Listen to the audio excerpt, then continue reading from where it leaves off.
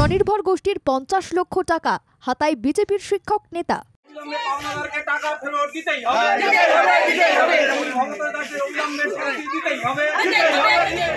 সন্দেশখালীর সরগরম এই অভিযোগ ঘিরে সংবাদ শিরোনামে সেই সন্দেশখালী। রাজ্য সরকার যেখানে বাজেটে স্বনির্ভর প্রকল্পের মাধ্যমে অর্থ বন্টনের সুবিধা বাড়াচ্ছে, সেখানে ঘুঘুর বাসা তৈরি করছে বিরোধীরা। এমনই চাঞ্চল্যকর ইস্যু তপ্ত করে তুলেছে সন্দেশখালীকে। আরও অভিযোগ, যেখানেই বাংলার সরকার মহিলাদের স্বনির্ভর করার জন্য টাকা দিচ্ছে, সেখানেই বিরোধীরা টাকা হাতিয়ে নিয়ে হাত ভরাচ্ছে।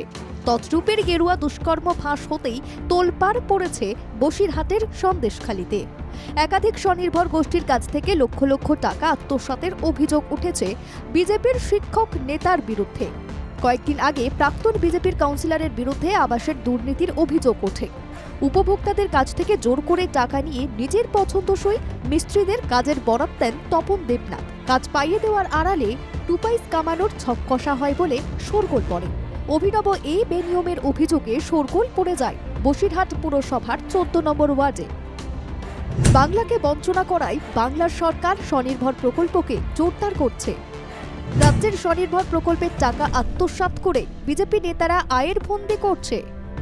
একাধিক স্বনির্ভর গোষ্ঠীর থেকে টাকা আত্মসাতের এমনই অভিযোগ উঠছে। 50 লক্ষ টাকার 9-6 কারবার প্রকাশ্যে আসতেই বিজেপি নেতারা বড় বিপাকে।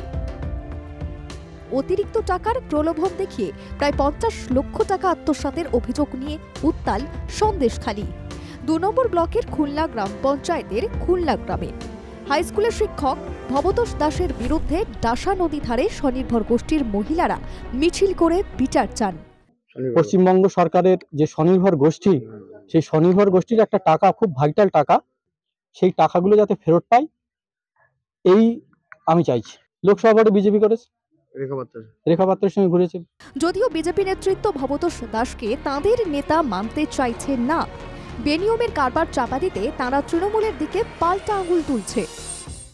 এই দলে যতগুলো নেতা প্রত্যেকেই আলাদা আলাদা গোষ্ঠীতে বিভক্ত হয়ে রয়েছে, আর তারা নিজেদের মধ্যে ভাগ বাটোয়ারার একটা লড়াই সর্বদা জারি রেখেছে।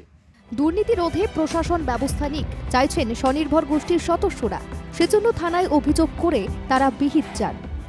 মন্টু সাহায্যের রিপোর্ট, বাংলা জাগো।